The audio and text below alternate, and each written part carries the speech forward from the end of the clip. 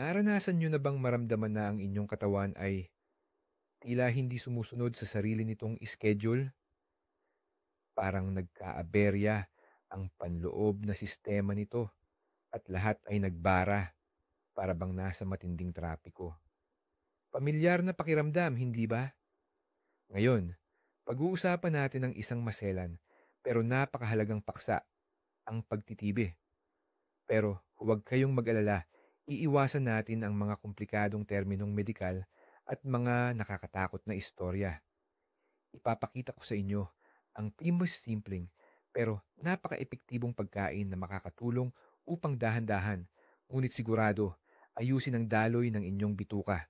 At ipinapangako ko sa inyo, magugulat kayo kung gaano kasimple at kasarap ang solusyon. Kung gayon, ano nga ba talaga ang pagtitibi? Hindi lang ito basta discomfort. Ito ay senyales ng ating katawan na mayroong hindi tama. Maraming pwedeng dahilan, mula sa stress at kakulangan sa ehersisyo hanggang sa maling pagkain. Ang balewalain ang senyales na ito ay parang pagbaliwala sa ilaw na check engine sa kotse. Maaga o huli, hahantong ito sa mas seryosong problema. Ang layunin natin ngayon ay hindi lang para tanggalin ang sintomas, kundi upang maunawaan kung paano tutulungan ang katawan na gumana ng maayos, tulad ng orasan, gamit ang kapangyarihan ng kalikasan. Kaya, simulan natin sa pinakakaraniwang pagkakamali na halos lahat ay nagagawa. Kapag nakakaramdam ng discomfort, ang unang naiisip natin ay paano ito mabilis na mawawala. At kusa na lang lumalapit ang kamay natin sa first aid kit o sa pinakamalapit na butika, naghahanap ng magic pill. Ang tinutukoy ko, syempre, ay ang matatapang na pampurga or laxatives. Nangangako sila ng agarang solusyon at aminin natin, madalas ay nakakapagbigay nga sila nito. Pero, sa anong kapalit? Isipin ninyo ang sitwasyong ito. Ang bituka ninyo ay hindi lang basta tubo. Isa itong komplikado at matalinong mekanismo na may sariling kalamnan. Ang mga gamot na ito ay kumikilos na parang isang mahigpit na supervisor na may hawak na latigo. Pinipilit nila ang mga kalamnan ng bituka na kumontrata ng hindi natural na sobrang lakas at sobrang dalas. Para itong pinilit mo ang iyong puso na tumibok ng doble ang bilis ng walang anumang dahilan. Magkakaroon nga ng epekto, pero matinding stress naman ito para sa buong sistema ng iyong katawan. Ang pinakamalaking panganib ng ganitong paraan ay ang pagkadepende. Kapag ang bituka ay patuloy na pinipilit mula sa labas, nagsisimula itong tamarin. Humihina ang sarili nitong mga kalamnan at parang nakakalimutan na nito kung paano gumana ng mag-isa. Bilang resulta, napupunta ka sa isang vicious cycle. Kung walang tableta, wala nang mangyayari. At sa paglipas ng panahon, kailangan mo na ng mas malalaki pang dosis. Hindi ito solusyon sa problema, kundi lalo lang itong nagpapalala.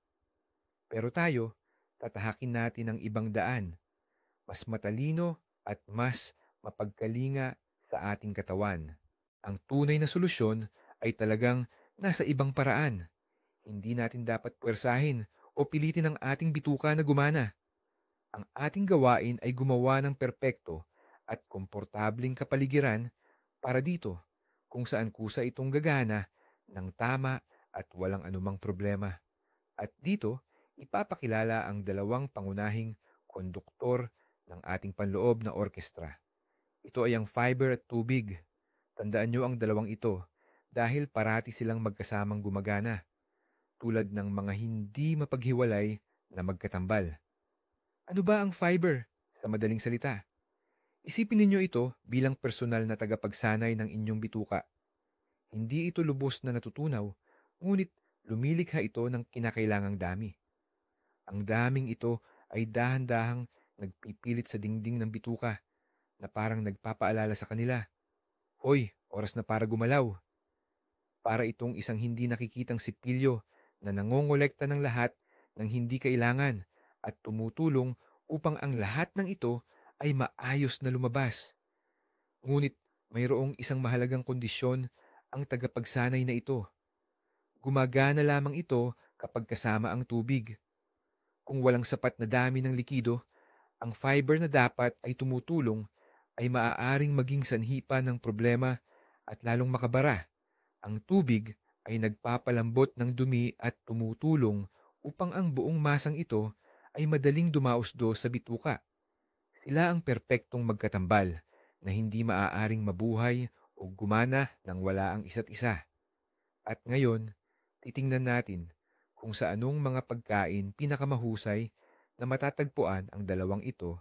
Narito na ang ating unang bida, isang tunay na kampiyon pagdating sa usaping ito. Ang pinag-uusapan natin ay ang prunes.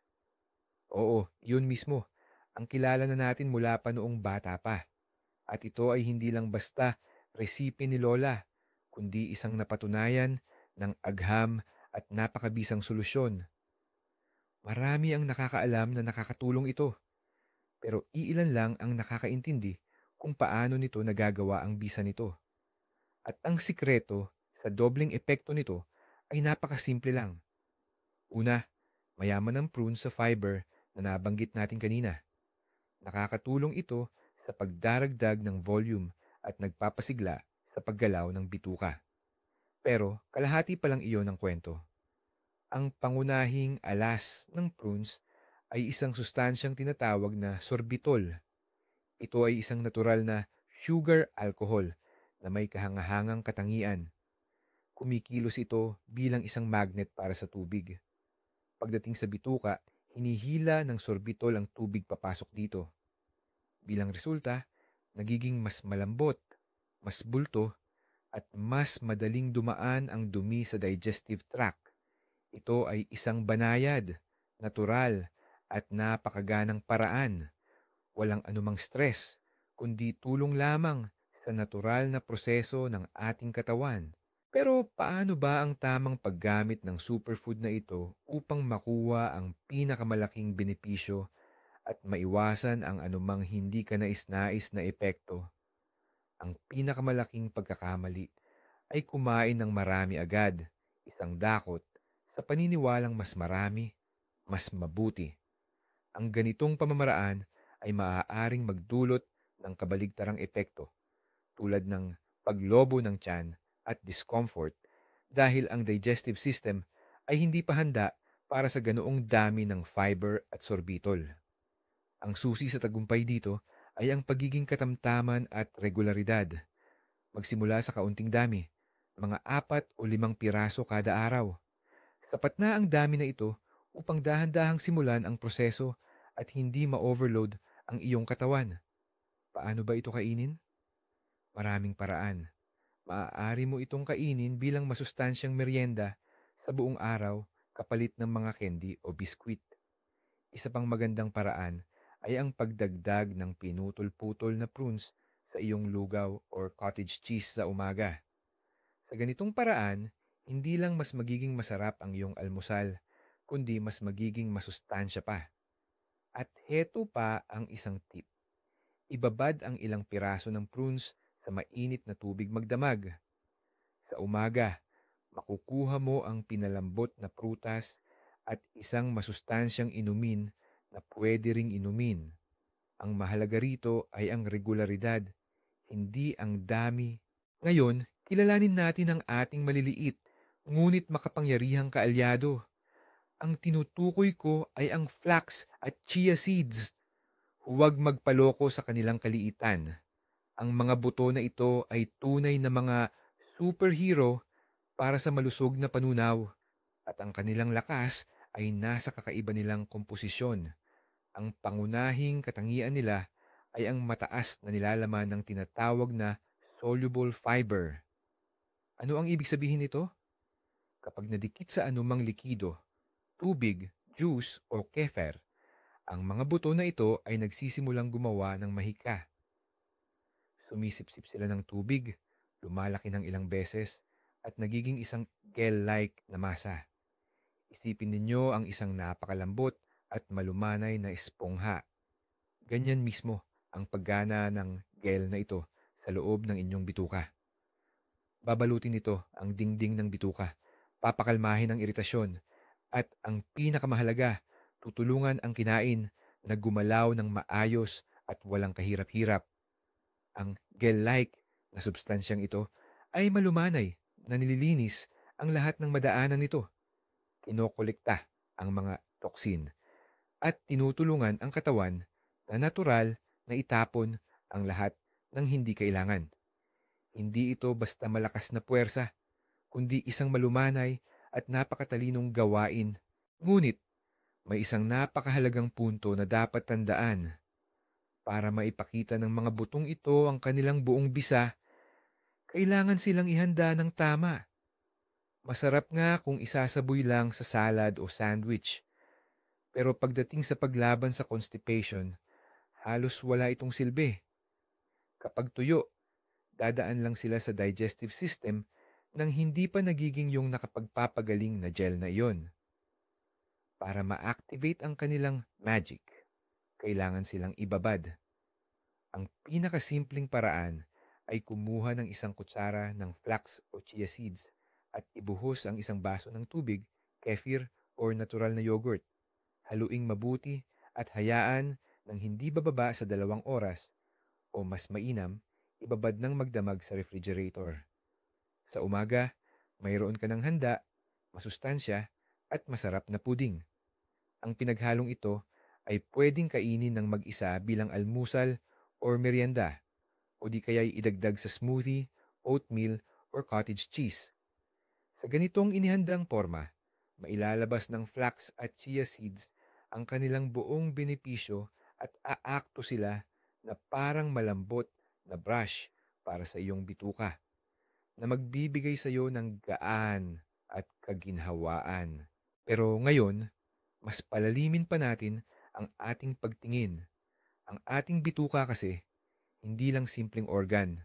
Isa itong buong, masiglang planeta na tirahan ng bilyon-bilyong maliliit na nilalang. Ito ang ating gut microbiome or microflora. Ang mga bakteryang ito ay hindi mga palamunin. Sila ang ating mga katuwang na hindi kayang palitan. Tinutulungan nila tayong tunawin ang pagkaing hindi natin kayang tunawin ng mag-isa, gumagawa ng mahahalagang bitamina, at ang pinakamahalaga, pinapanatili nila ang kaayusan at pinipigilan ang pagdami ng masasamang mikrobyo. Ngunit ang stress, maling pagkain o pag-inom ng antibiotics ay maaaring makasira sa delikadong balanse na ito. Bumababa ang bilang ng mabubuting bakterya at nagsisimula ang totoong kaguluhan sa bituka. Ito ang isa sa madalas na dahilan ng paninigas ng dumi at paglobo ng tiyan. Ang ating hukbo ng mga katulong ay nagiging kulang sa lakas para gawin ang kanilang trabaho. At dito na pumapasok ang ating susunod na mga bida, ang kefir at natural na yogurt na walang asukal. Hindi lang sila basta-basta inuming gatas na pinaasim. Sila ay isang tunay na hukbo ng suporta. Sila ang pinagmumulan ng probiotics o ang mga friendly na bakterya na iyon. Sa pagkonsumo ng mga ito, para tayong nagpapadala ng reinforcements sa ating panloob na planeta na tumutulong upang maibalik ang balance ng kapangyarihan. Kapag dumami muli ang mga mabubuting nilalang na ito, bumabalik sa ayos ang pagtunaw ng pagkain at lahat ay umaandar ng maayos, parang isang makina. Pero, paano nga ba pipili ng tamang kefir o yogurt para talagang magdulot ito ng benepisyo at hindi makasama? Sa mga modernong tindahan ngayon, nag-uumapaw ang mga istante sa dami ng pagpipilian, pero hindi lahat ng yogurt ay pare-parehong masustansya.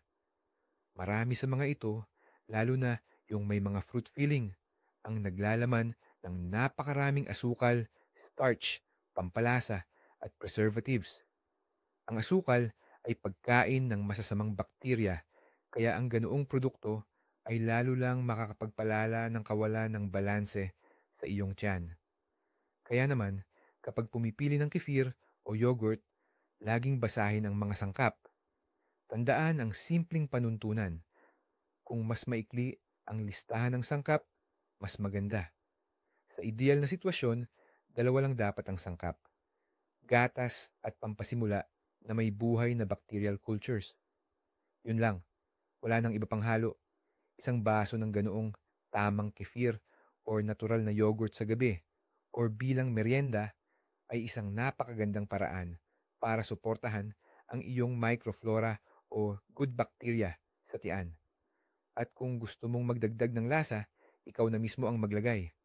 Gumamit ng sariwang berries, piraso ng prutas, o kaya naman isang kutsarita ng binabad na chia seeds. Sa ganitong paraan, makukuha mo ang pinakamataas na benepisyo at magiging sigurado ka sa kung ano ang iyong kinakain. Dumako naman tayo sa perpektong almusal. At ito, syempre, ay walang iba kundi ang oatmeal. Pero may mahalagang punto rito. Hindi natin pinag-uusapan ang mga instant oatmeal na nasa pakete na kailangan lang buhusan ng mainit na tubig.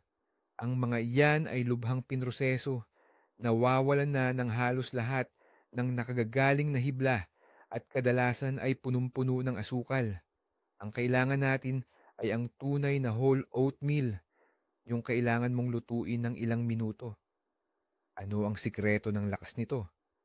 Ang oatmeal ay may taglay na espesyal at natatanging uri ng soluble fiber na tinatawag na beta-glucan. Ang sangkap na ito ay napakalaking tulong sa ating kalusugan dahil sa maraming benepisyo nito. Kapag nakapasok ito sa ating digestive system, tulad ng chia seeds, bumubuo ito ng malapot na gel na mayroong ilang mahalagang tungkulin. Una, pinapadulas nito ang dingding ng ating bituka, kaya mas madaling gumagalaw ang pagkain. Pangalawa, nagsisilbi itong mainam na pagkain para sa ating mga good bacteria, ibig sabihin, ito ay isang prebiotic. At pangatlo, ang gel na ito ay tumutulong upang maitali at mailabas sa ating katawan ang labis na kolesterol at pinapabagal din nito ang pag-absorb ng asukal na nakakatulong upang mapanatili ang stable na level ng asukal sa dugo. Ibig sabihin, sa isang mangkok lang ng oatmeal, hindi lang digestive system mo ang inaalagaan mo, kundi pati na rin ang kalusugan ng iyong puso at mga ugat. Narito ang isang simple pero napakabisang paraan para ang iyong pang-araw-araw na oatmeal ay maging tunay na eliksir para sa kalusugan ng iyong bituka. Kapag inihahanda mo ang iyong oatmeal, maglaan lang ng kaunting oras at dagdagan ito ng 2 sangkap. Una, isang kutsarang flax seeds o chia seeds na ibinabad na sa tubig. Pangalawa, ilang piraso ng pinutol-putol na prunes. Ano ang makukuha natin sa kombinasyong ito? Hindi lang ito simpleng almusal, kundi isang malakas na triple action para sa iyong bituka. Ang oatmeal, sa pamamagitan ng beta-glucan nito, ang nagiging pundasyon at nagpapalusog sa microflora. Ang flax at chia seeds naman ay may gel-like fiber na tumutulong para mas madaling dumaloy at malinis ang loob ng bituka. Samantala, ang prunes, dahil sa sorbitula nito, ay humihigop ng tubig para mapalambot ang dumi. Ang 3 sangkap na ito ay perpektong nagtutulungan at pinapalakas ang bisa ng isa't isa. At ang maganda pa, hindi lang ito sobrang nakakabuti sa kalusugan, kundi napakasarap din. Ang ganitong klase ng almusal ay magbibigay ng pangmatagalang busog, gigising sa iyong enerhiya, at mula pa lang sa umaga ay aayusin na ang pagtunaw ng iyong tiyan. Ito ang perpektong panimula ng araw para sa isang mas malusog na ikaw. At ngayon, narating na natin ang pinakasimple, madaling hanapin at pamilyar na sa halos lahat simula pa pagkabata. Halos nasa bawat tahanan ito, hindi nangangailangan ng kung ano-anong espesyal na paghahanda at laging handa lang para kainin. Ito ang simpleng mansanas o kaya naman ang malapit nitong kamag-anak, ang peras. Huwag nating maliitin ang mga prutas na ito na ating kinasanayan. dahil sa likod ng kanilang pagiging simple ay nakatago ang napakalaking benepisyo. Ang mahika ng mansanas at peras pagdating sa panunaw ay nakasentro sa dalawang bahagi, sa balat at sa mismong laman na diretsyong nasa ilalim nito. Doon mismo matatagpuan ang pectin, isa pang uri ng soluble fiber na gumagana sa iba't ibang paraan. Una, tulad ng iba pang fiber, nagdaragdag ito ng bulko sa ating dumi, ginagawa itong mas malambot at madaling ilabas. Pangalawa, ang pectin ay paboritong pagkain ng ating mga friendly bacteria sa bituka. Sa pagkain nito, mabilis silang dumarami at gumagawa ng short-chain fatty acids. Ang mga sustansyang ito naman ay nagbibigay nutrisyon sa mga selula mismo ng bituka. Sinusuportahan ang kalusugan ng mucous lining iba nito at tumutulong upang mapanatili ang normal na peristalsis. Kaya naman, sa bawat mansanas na kinakain mo, sabay mong nililinis at pinapakain ang iyong bituka. Kaya mahalagang mahalaga na iwasan ang pagbabalat ng mansanas at peras bago kainin. Sa pagtanggal mo ng balat, itinapon mo rin ang pinakamahalaga, ang malaking porsyon ng fiber at pectin na taglay nito. Siyempre, kung may wax ang prutas, kailangan itong hugasan ng maigi gamit ang maligamgam na tubig at brush. Ngunit ang balat mismo ay mas mainam na hayaan na lang. Napakadali lang isama ang mansanas sa iyong pang-araw-araw na dieta. Kainin ito bilang iyong pangalawang almusal o merienda. Perpektong paraan ito para mapawi ang gutom sa pagitan ng pangunahing pagkain. Pwede mo ring gadgarin ang mansanas at ihalo sa iyong umagang cottage cheese or oatmeal para madagdagan pa ng fiber at bitamina ang mga ito. Ang inihaw na mansanas naman ay isa pang magandang opsyon. Sa pagluluto, tumataas pa ang dami ng pectin sa mga ito at nagiging isang napakasarap, masustansya at magaan na panghimagas ang prutas. Tandaan ang simpleng tuntunin. Isang mansanas sa isang araw ay kayang gumawa ng himala para sa iyong panunaw. Ito ay isang madali, masarap, at napakabisang paraan para mapanatili ang kalusugan ng iyong bituka araw-araw ng walang labis na pagsisikap. Pero mayroong isang napakahalagang punto na siyang sentro ng ating talakayan ngayon at tumatakbo ito sa lahat ng ating pinag-usapan. Ito ang nagbubuklod sa lahat ng 5 produktong binanggit natin. Kung wala ang elementong ito, kahit ang pinakamabisang produkto ay hindi gagana ng tama at sa ilang pagkakataon, mas lalo pa nitong palalain ang sitwasyon. At ang elementong ito ay ang tubig. Isipin nating muli kung paano gumagana ang fiber. Ang trabaho nito ay sumipsip ng likido, bumukol, at palakihin ang dami ng dumi. Pero kung kulang ang likido sa katawan, saan kukuha ng tubig ang fiber? Sisimulang humugot ng fiber ang huling natitirang tubig mula sa dingding ng bituka na magpapangyari sa dumi na maging mas tuyo, matigas, at siksik.